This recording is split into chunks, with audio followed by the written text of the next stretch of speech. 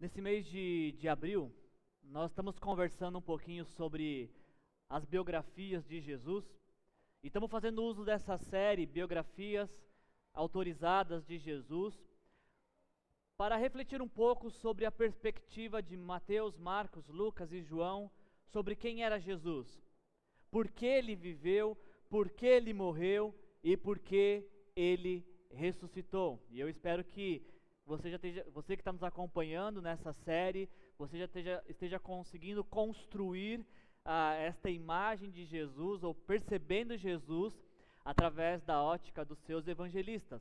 Na primeira mensagem dessa série, nós vimos que Mateus, ele se encarregou de apresentar Jesus como rei dos judeus.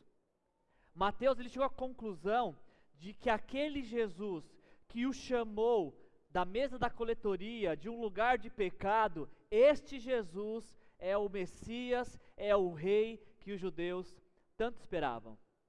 Na semana passada, nós pegamos a perspectiva de Marcos e vimos que Marcos, ao ouvir os relatos de Pedro, as histórias de Pedro, a conclusão de que Marcos chegou é que esse Jesus que Pedro tanto falava, esse Jesus, apesar de ser rei, também era servo.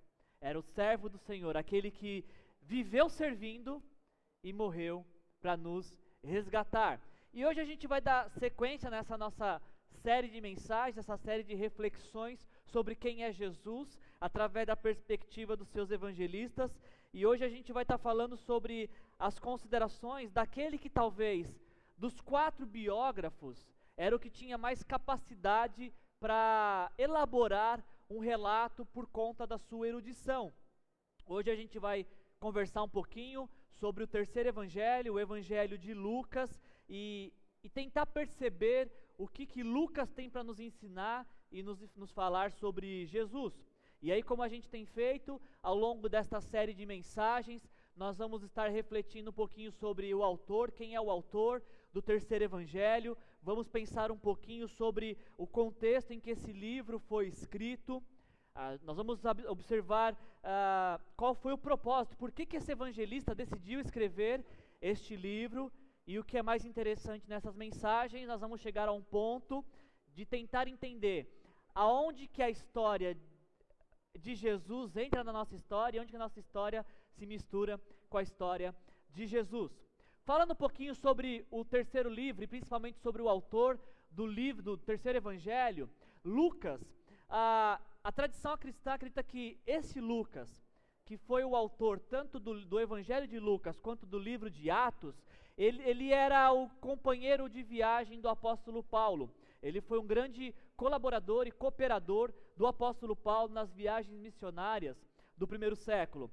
Lucas, que aparentemente nasceu, foi criado e conheceu o evangelho na cidade grega de Antioquia, ele é o único não judeu, ou como a Bíblia diz, um gentil.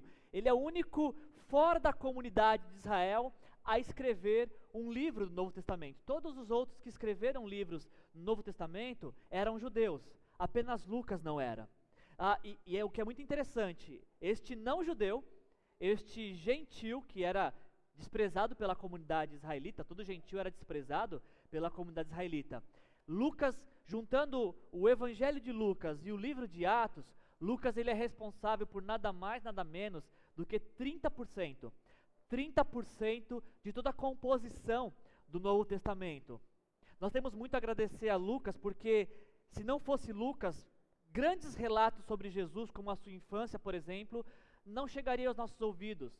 Graças a Lucas, nós conhecemos um pouco da tradição cristã e de como é que o cristianismo nasceu, como é que começou o cristianismo no primeiro século.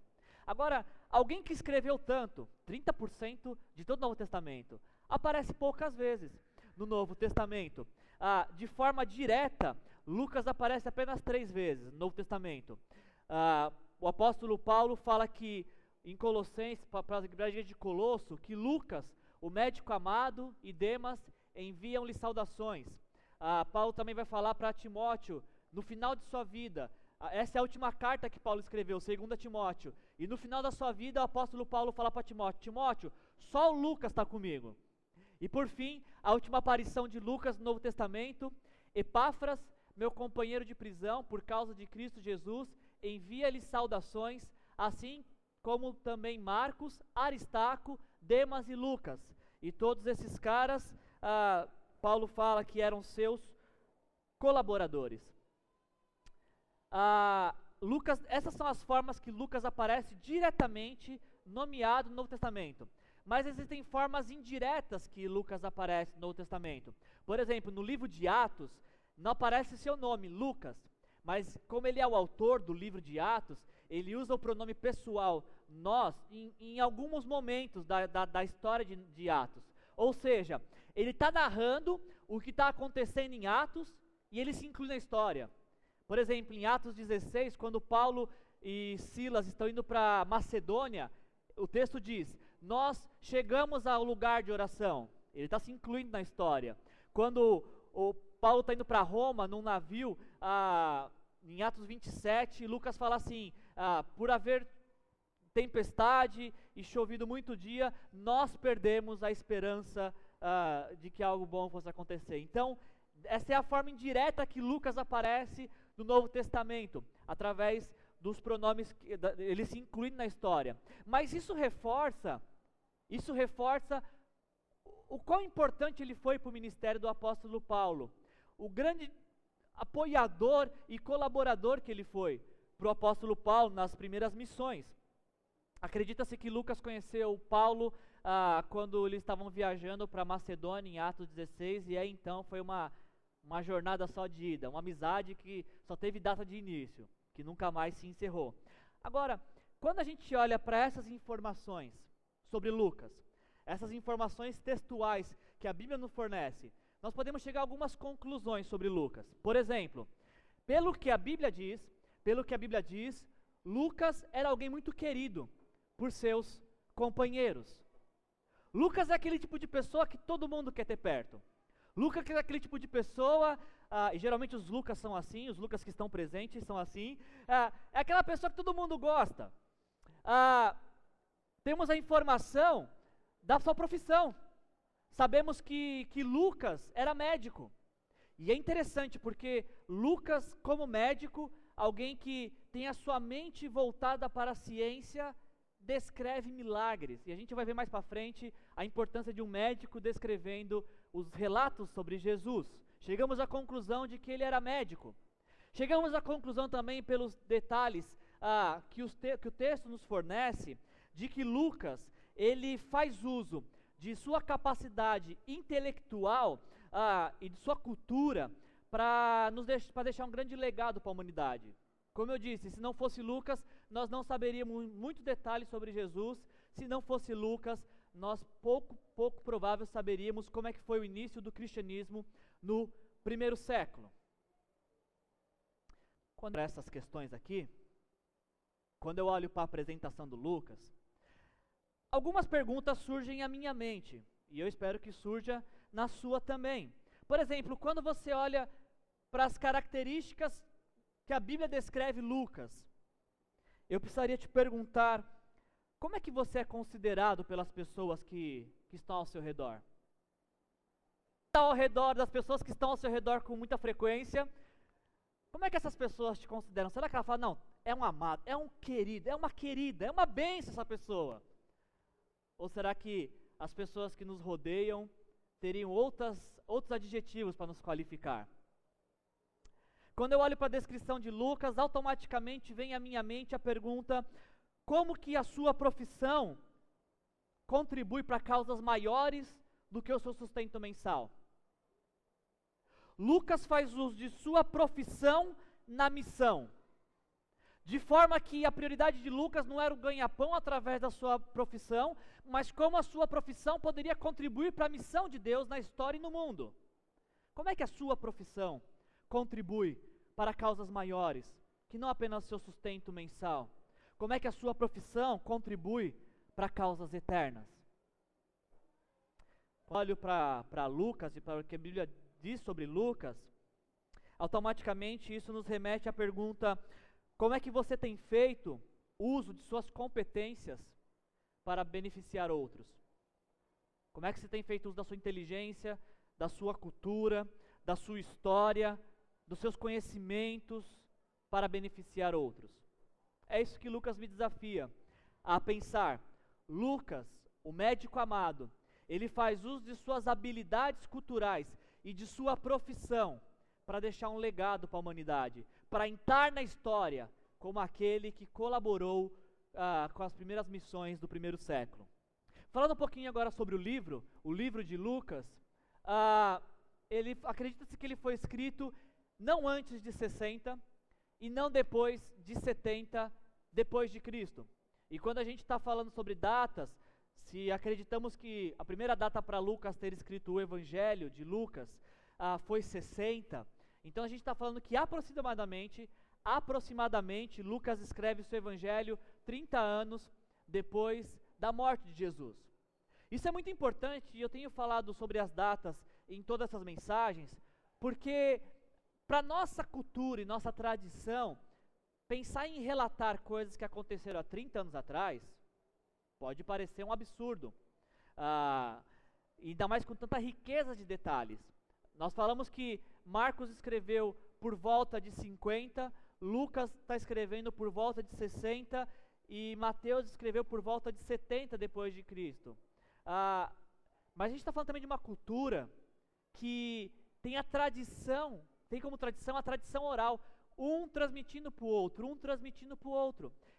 Essas datas são importantes porque quando esses autores escreveram os evangelhos, muitas testemunhas da vida e da morte de Jesus estavam vivos. E eles poderiam dizer, não foi isso não. Isso é que você escreveu, está errado, não foi bem assim que aconteceu. Então, a proximidade dos relatos com a morte de Jesus é uma grande defesa que valida aquilo que foi escrito. Marcos, Lucas também não foi um dos 12, e também ele não foi uma testemunha ocular da vida e da morte de Jesus. Entretanto, Marcos, ele teve Pedro como seu colaborador, como a fonte das suas histórias, mas Lucas não. Nós não sabemos especificamente qual foi a fonte, porque Lucas diz que teve várias fontes que ele pesquisou. O que nós sabemos da pesquisa de Lucas é pelo que ele mesmo diz. Por exemplo, no livro de Lucas, capítulo 1, versículo de 1 a 4, Lucas diz o seguinte, muitos já se dedicaram a elaborar um relato dos fatos que se cumpriram entre nós, conforme nos foram transmitidos por aqueles que desde o início foram testemunhas oculares e servos da palavra. E aí Lucas fala no versículo 3, eu mesmo investiguei tudo cuidadosamente, desde o começo, e decidi escrever-te um relato ordenado, ó excelentíssimo Teófilo, para que tenhas a certeza das coisas que te foram ensinadas. E no outro livro que ele escreve, no livro de Atos, que na verdade parece Lucas volume 1, Lucas volume 2. Em Lucas escreve sobre a vida de Jesus. Em Atos, Lucas escreve sobre a vida do Espírito Santo, a vida da igreja. Em Atos, Lucas diz o seguinte, sobre o primeiro livro ainda. Em meu livro anterior, ou seja, o Evangelho de Lucas, Teófilo, escrevi a respeito de tudo o que Jesus começou a fazer e a ensinar, até o dia em que ele foi levado ao céu, depois de ter dado instruções por meio do Espírito Santo aos apóstolos que havia escolhido. Depois de seu sofrimento, Jesus apresentou-se a eles e deu-lhes muitas provas indiscutíveis de que estava vivo. Apareceu-lhes por um período de 40 dias, falando-lhes acerca do reino de Deus. De acordo com essas palavras de Lucas, ele diz que escreveu para uma pessoa, ele escreveu ouvindo de pessoas que foram testemunha de fatos ocorridos. Lucas não está relatando fábulas, Lucas não está relatando lendas, ele está relatando fatos ocorridos. Ele está falando inclusive de coisas que ele ouviu de testemunhas oculares. Ninguém viu no Brasil Urgente e falou para o Lucas o que aconteceu. Ele ouviu de pessoas que viram o que Jesus fez e como viveu e como morreu. Lucas, não contente em ouvir, ele decide pesquisar e faz isso de forma minuciosa para fazer uma declaração ordenada de como Jesus viveu, como ele morreu e o que aconteceu depois que ele ressuscitou. Mas ele vai nos falar, por exemplo, que o propósito dele ter escrito, claro e objetivo, direto, foi escrever um relato ordenado para um homem chamado Teófilo. E no livro de Atos ele vai também reforçar isso, dizendo que ele escreveu para ensinar, para falar sobre o que Jesus fez, como viveu e até o dia que subiu aos céus. Desta forma, fica muito evidente e explícito que Lucas tem como propósito fornecer informações para um homem do primeiro século chamado Teófilo.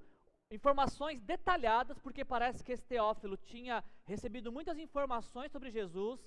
Então Lucas fala, peraí Teófilo, eu vou escrever pessoalmente para você, eu vou pesquisar para que você tenha certeza das coisas que te ensinaram sobre Jesus.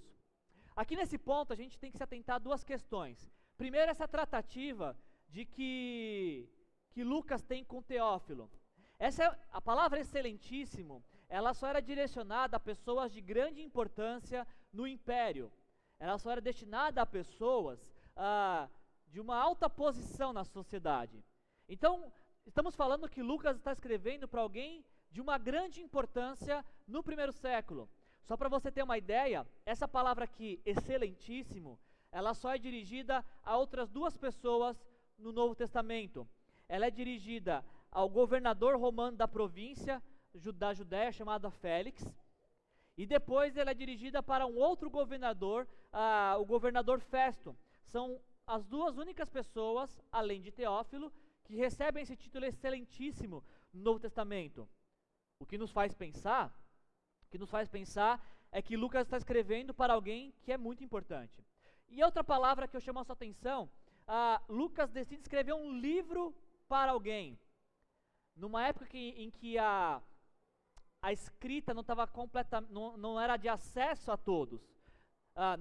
Não existiam livros que as pessoas carregavam, eram pergaminhos, e apenas pessoas muito ricas e de muito poder na sociedade é que tinham livros. Então estamos falando de que Lucas escreveu para alguém de uma importante posição, alguém de muitas posses. Agora, esse é o propósito direto e explícito do texto.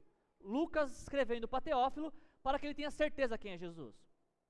Só que aí você vai chegar na sua casa essa semana e você vai começar a ler o Evangelho de Lucas e Teófilo não aparece mais. Ele só abre o Evangelho. E vai começar a ler o Evangelho de Lucas essa semana e você vai ficar com uma provável dúvida sobre qual era o real propósito de Lucas escrever esse Evangelho. Por exemplo, quando você está lendo o Evangelho de Lucas, você pode ficar impressionado, pode te passar a impressão de que o Evangelho de Lucas é o Evangelho das mulheres. porque nenhum outro evangelista ou escritor do primeiro século deu tanta atenção para as mulheres do que Lucas. Lembrando de que no primeiro século as mulheres eram desprezadas, as mulheres não tinham valor na sociedade, as mulheres não poderiam falar em público, as mulheres não podiam ser usadas como testemunhas. Estamos falando de uma sociedade do primeiro século em que mulheres não tinham valor. E Lucas destaca o papel das mulheres no ministério de Jesus. Por exemplo, são duas mulheres, na verdade, que recebem a primeira revelação de que Deus estava vindo ao mundo. Maria, no anúncio da sua gravidez. Aliás, Lucas é o que mais detalha como é que foi essa gravidez e esse nascimento virginal de Jesus.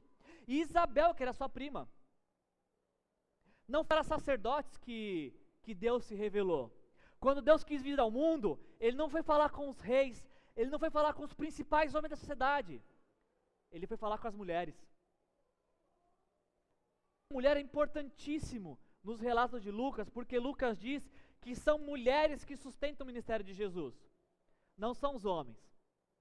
Não são aqueles de elevada posição, de poder aquisitivo que sustentam Jesus. Quem sustenta Jesus por 3 anos são mulheres. Lucas ele vai dizer que são mulheres que ficam com Jesus até o último momento. Até Jesus morrer, quem está aos pés da cruz são mulheres. Não são os discípulos. Não são os homens, machos, corajosos, que enfrentam tudo. São as mulheres. São as mulheres.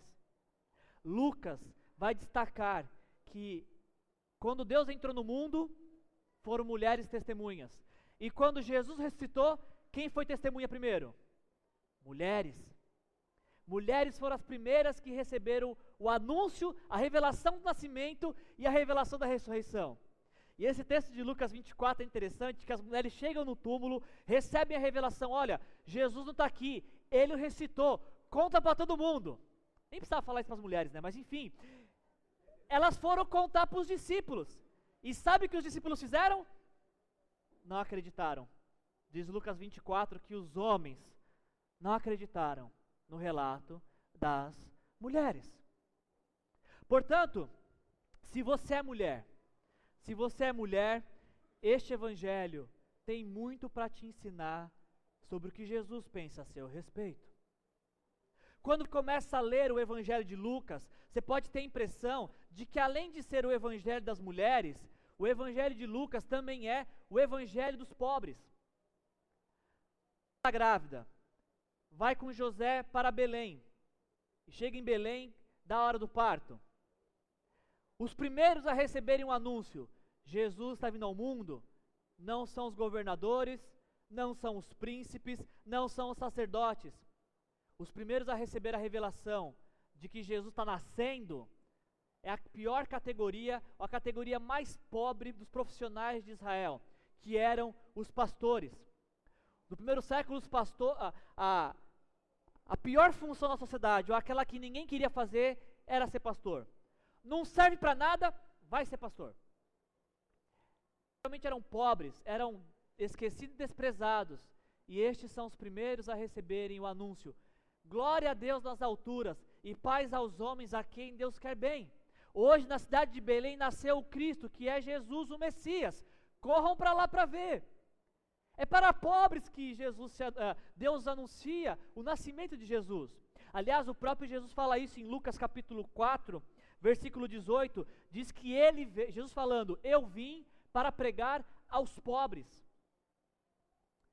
Se você é pobre, se você tem necessidade de algo, este evangelho tem muito para te dizer sobre o que Jesus pensa a seu respeito e como Jesus quer te ajudar.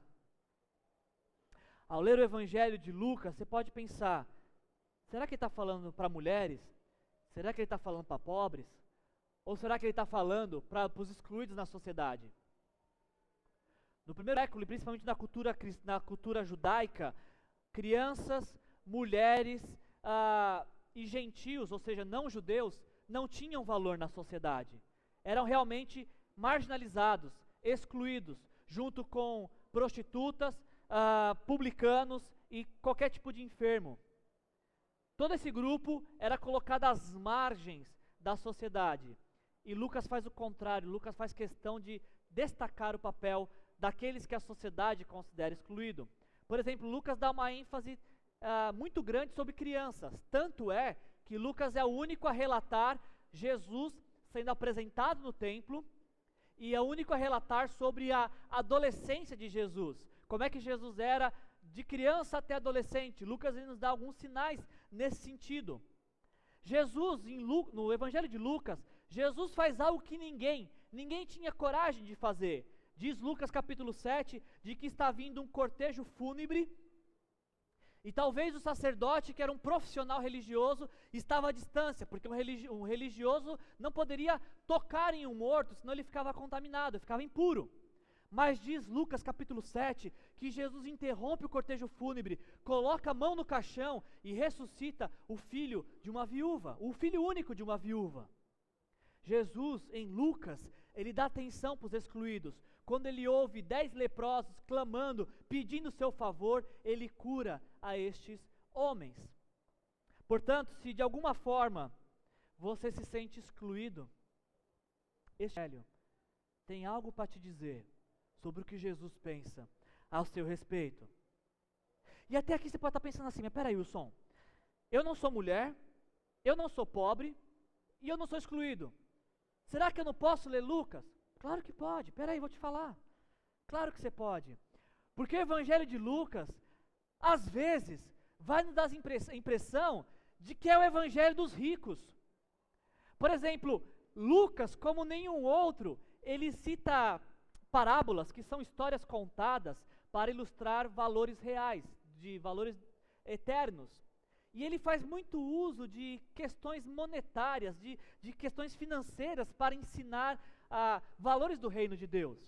Por exemplo, somente Lucas vai contar a história de um homem que tinha uma grande quantidade de bens, e ele pensou, nossa, eu tenho tanta coisa, o que eu vou fazer com isso? Já sei, eu vou multiplicar, eu vou construir celeiros maiores, eu vou aumentar o meu poder aquisitivo. E Jesus fala, mas você nem sabe se você vai morrer amanhã, gente. Batalhou para ter, você construiu um império. Mas se você morre amanhã, quem é que fica com isso? O Evangelho de Lucas vai nos ensinar a não depositar nossa confiança nas riquezas. O Evangelho de Lucas é o único que conta a experiência de um rico corrupto, chamado Zaqueu, alguém que fez a sua fortuna através da corrupção. E este homem tem um encontro com Jesus, e como não poderia ser, quando se tem um encontro com Jesus, não é possível mais ser a mesma pessoa. Se você teve um encontro com ele, você sabe do que eu estou dizendo. Este homem Zaqueu, ele tem um encontro com Jesus, e aí, depois desse encontro, ele muda de vida e ele fala, Jesus, a quem eu roubei, eu quero restituir. Porque eu aprendi que a riqueza não se compara ao que significa caminhar com o Senhor e ter uma nova vida com o Senhor. Portanto, se você é rico, ou quer ficar rico, esse Evangelho tem muito para te ensinar sobre o que Jesus pensa sobre riquezas. E por fim, eu guardei o melhor para o final. Ao ler o Evangelho de Lucas, nós podemos supor e imaginar de que Lucas escreveu esse Evangelho para mostrar o apreço que Jesus tinha por pessoas de má fama.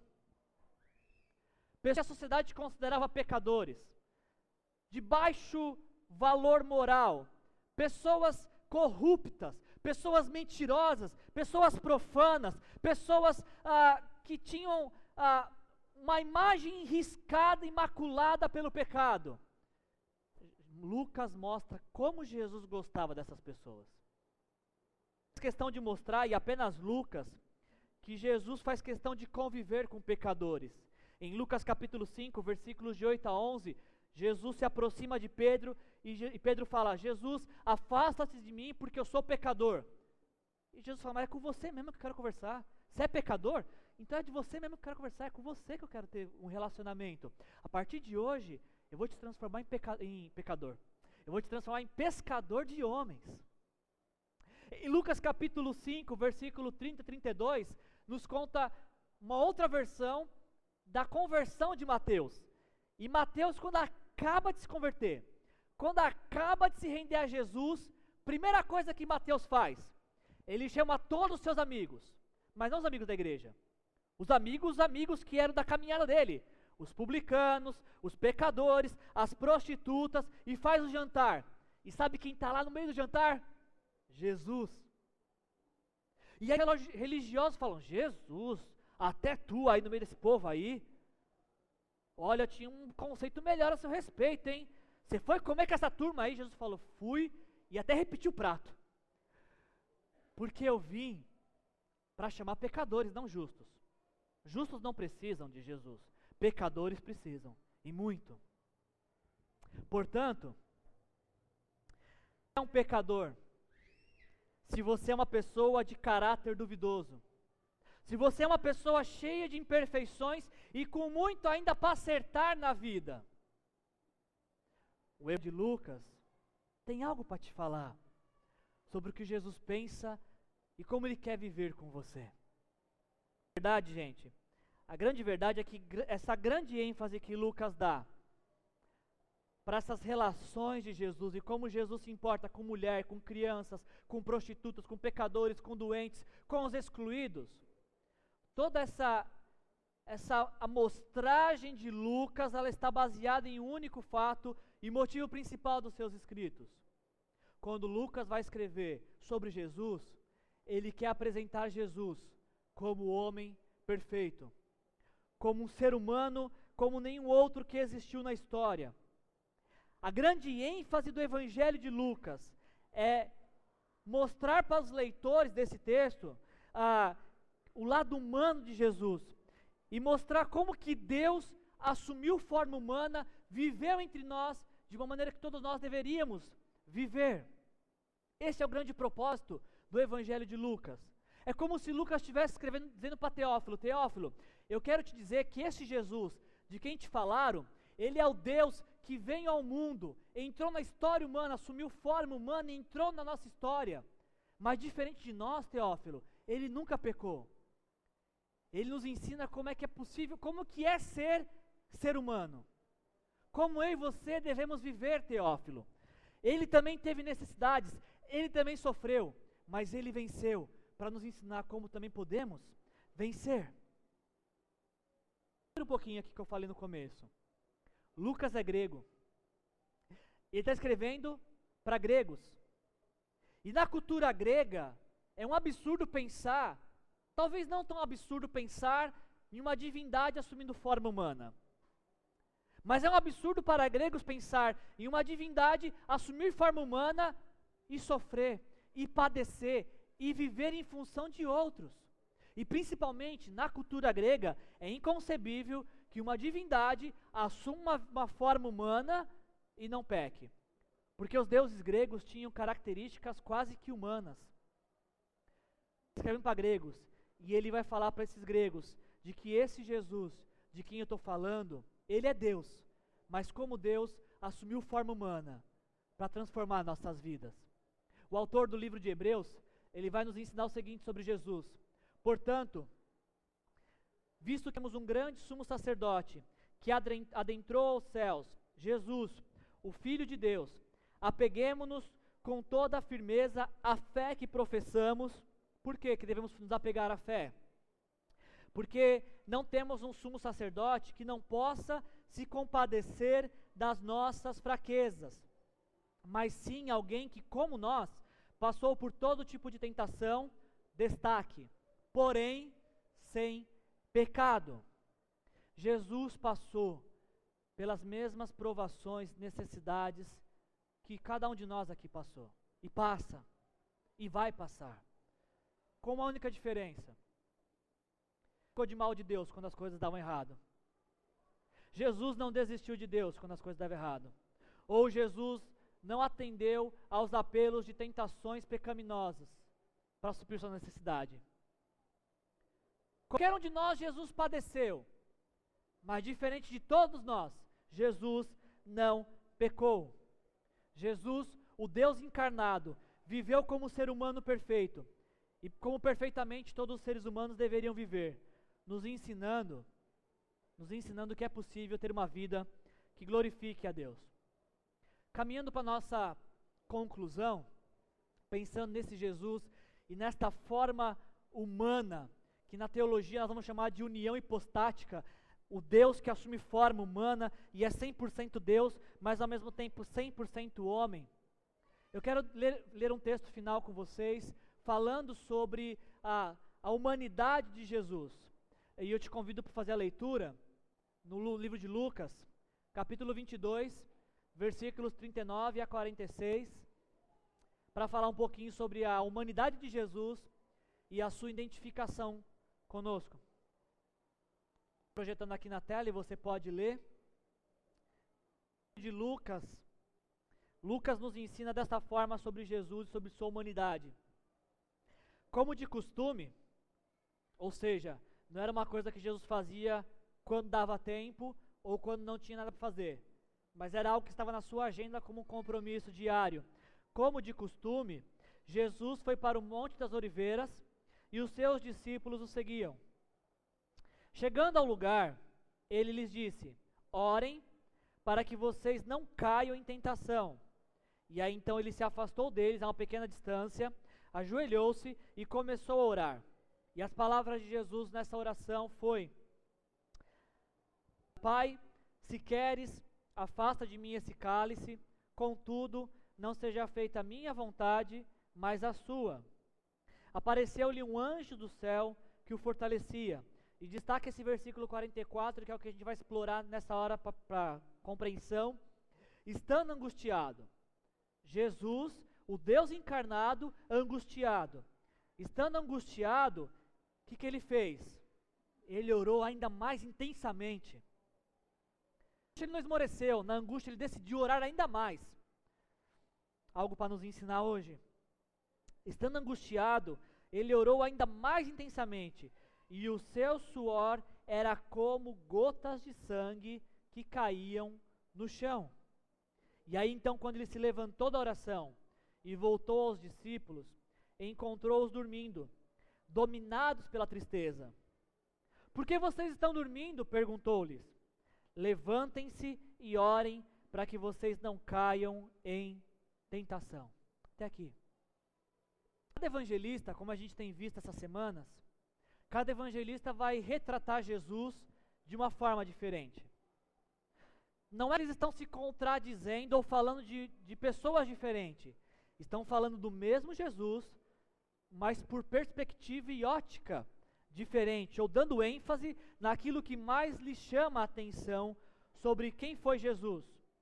E falando sobre essa última hora, esse último momento de Jesus, na quinta-feira à noite, antes de ser condenado e ser crucificado, Lucas ele dá um destaque que nenhum outro dá. Lucas, ele ouve os relatos e parece que algo destaca-se para ele nesses relatos.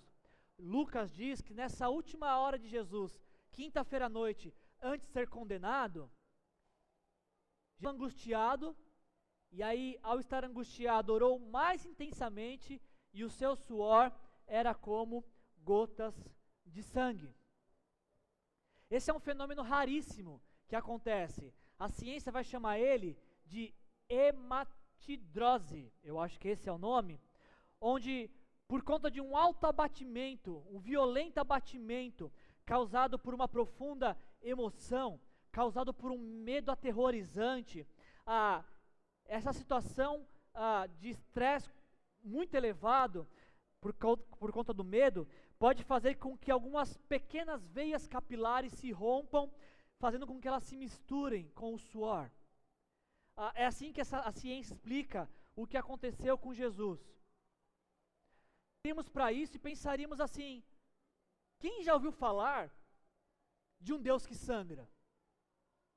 Lembra, ela está escrevendo para gregos. Quem é que já ouviu falar de um Deus que sangra? Quem já ouviu falar de um Deus que sofre? Ouviu falar, essa é a melhor. Quem já ouviu falar de um Deus pedindo oração para seus discípulos? O nome dele é Jesus Cristo, o Filho de Deus. Diferente do que qualquer outra perspectiva de divindade que a humanidade pode ter. o único e verdadeiro Deus. Os últimos 3 dias de vida de Jesus, os últimos momentos de vida de Jesus foram dias de intensas emoções, dias de grandes inquietações, dias de muito sofrimento e dor. Por causa de desses e de outros motivos, Jesus sofre por tantas coisas neste mundo, e todo esse sofrimento, por um único motivo, resgatar a minha e a sua vida, mudar a minha e a sua história. Jesus morreu por nós, sofreu por nós, se entregou por cada um de nós. Na sexta-feira, que nós aprendemos chamar de Sexta-feira da Paixão, Jesus é crucificado por volta das 9 da manhã, após ter sido condenado injustamente e sofrido os piores e talvez inimagináveis flagelos da criatividade maléfica humana. Porém, a sexta-feira não foi o último dia, o domingo logo chegaria. No sábado, os discípulos que achavam que iam entrar em Jerusalém e ocupar cargos no governo, no sábado, os discípulos estão trancados dentro de uma casa, com a incerteza de se ia acontecer com eles o que aconteceu com Jesus. Alguns estavam até pensando em voltar para suas antigas atividades, como se a caminhada com Jesus não passasse de um sonho de verão. Este era o sábado, mas o domingo estava chegando. De uma forma brilhante e como eu nunca vi alguém relatar, tem um livro chamado Decepcionados com Deus. E nesse livro do Philip Yancey, ele vai chamar esses 3 dias de padrão dos 3 dias, ou nós poderíamos chamar dos 3 T's, para explicar um pouquinho sobre como é que foi esses últimos 3 dias, a sexta, o sábado e o domingo. E o Philip Yancey diz o seguinte: a fé dos apóstolos, como admitiram livremente, repousava totalmente no que acontecera no domingo de Páscoa, quando Deus transformou a maior tragédia de toda a história, que foi a execução de seu filho, num dia que comemoramos como Sexta-feira Santa. Aqueles discípulos que fitaram a cruz desde as sombras, logo aprenderam, presta atenção, o que tinham deixado de aprender por 3 anos com seu líder. E o que eles deixaram de aprender? Quando Deus parece ausente, pode estar mais perto do que nunca. Quando Deus parece morto, pode estar tornando a viver. Podemos olhar, o padrão de 3 dias, tragédia, trevas e triunfo, tornou-se para os escritores do Novo Testamento um gabarito que se pode aplicar a todos os nossos momentos de teste. Olhar para trás, para Jesus, a prova do amor de Deus, muito embora talvez jamais obtenhamos uma resposta para o nosso porquê. A Sexta-feira Santa demonstra que Deus não nos abandonou em nossa dor. Ele também está aflito, oprimido. Um dia, o próprio Jesus experimentou o silêncio de Deus. Foi o Salmo 22 que ele citou: Pai, por que me abandonaste? E não o Salmo 23 que ele citou na cruz. E o domingo de Páscoa mostra que no final o sofrimento não vai triunfar. Regozijar-se? Pergunta Philip Yancey.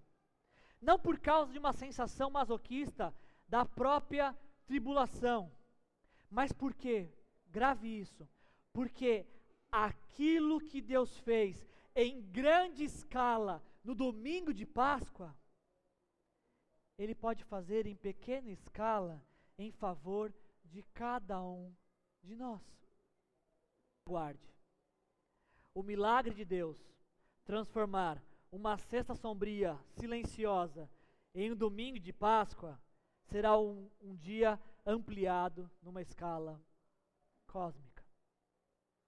Encerra o seu evangelho de forma: das proximidades de Betânia, Jesus levantou as mãos e os abençoou. Estando ainda a abençoá-los, ele os deixou e foi elevado ao céu. Então eles o adoraram e voltaram para Jerusalém com grande alegria. E permaneciam constantemente no templo, louvando a Deus. Essa é a maneira que Lucas conclui o seu relato sobre Jesus. Os discípulos que passaram pela sexta da tragédia, pelo sábado das trevas, agora eles experimentaram de uma forma definitiva e constante o domingo do triunfo. Porque Jesus para ele não era mais aquele Jesus crucificado na sexta. Jesus para ele não era mais o Jesus sepultado no sábado. Para os discípulos agora, Jesus é aquele que ressuscitou no domingo. É aquele que está vivo. É aquele que está conosco todos os dias. E é por isso que eles podiam ter uma grande alegria todos os dias. Independente do que acontecesse, a partir daquele momento, uma certeza sempre se destacava para esse grupo: Jesus ressuscitou, Jesus triunfou, Jesus está vivo. O que levaria a concluir essa mensagem nesta manhã, nos levando a pensar, se você convive com a tragédia, ou em meio a dúvidas tenebrosas, o Evangelho de Lucas vai te ensinar que quando nós rendemos nossa vida para Jesus, Ele nos conduz das trevas, da tragédia, para o triunfo, para a vida eterna. O Evangelho de Lucas vai nos ensinar de que se convivemos com a dor e com a angústia constantemente, Ele vai nos ensinar, vai nos mostrar como que Jesus viveu dentro do sofrimento, sem que o sofrimento vivesse dentro dele. Você entendeu? Como é que é possível viver dentro do sofrimento, sem que o sofrimento viva dentro de você? É o que o Evangelho de Lucas vai nos ensinar. Quando nós nos rendemos a Jesus, quando nós entregamos nossa vida para Ele, nós aprendemos a viver no meio do sofrimento, sem que o sofrimento viva dentro de nós, porque dentro de nós está ocupado com a presença do Espírito Santo. Se considera excluído, pecador, necessitado, abandonado, o Evangelho de Lucas nos mostra que Jesus pode estar mais perto e mais interessado com a sua vida do que você possa imaginar. Você acha que está sozinho, que ninguém está com você? Esteja mais atento, Jesus está com você. Pai, mãe, amigos, podem abandonar, Jesus é o único que não nos abandona. Quando nos rendemos a Ele, nos entregamos a Ele, passamos a ter essa esperança: eu não estou mais sozinho. Jesus, aquele que sofreu por mim e por você, nesta manhã está aqui, atento a cada oração que se faz neste lugar, por este grupo que está aqui. Grupo de mulheres, grupo de pobres, grupo de ricos, grupos de imperfeitos, de pecadores, necessitados, excluídos. Jesus está aqui para ouvir a sua oração. Nenhuma das suas orações será surpresa para Jesus, porque Ele te conhece. Nessa manhã, Jesus, eu te agradeço com o coração, não querendo agradecer, e Ele conhece seu coração. Pode não falar nada, e Ele saber que você está precisando de algo. Sofreu o que sofremos, Ele sabe das nossas necessidades humanas. Isso. Tem a ideia de fechar os seus olhos agora e colocar a sua vida diante de Deus. Primeira vez ou mais uma vez. A ideia de nessa hora fechar os teus olhos e falar assim: Jesus, excluído às vezes. Nesta manhã eu estou sentindo que o sofrimento está vivendo dentro de mim. Eu estou vivendo dentro do sofrimento dentro de mim. Sua oração nessa manhã pode ser: Jesus, eu sou uma dessas pessoas de má fama, pecador, imoral, imperfeito. Sua oração para Jesus, eu acredito que a primeira coisa que Ele vai te falar assim: eu já sabia disso. Por isso que nessa manhã eu me aproximo de você para transformar.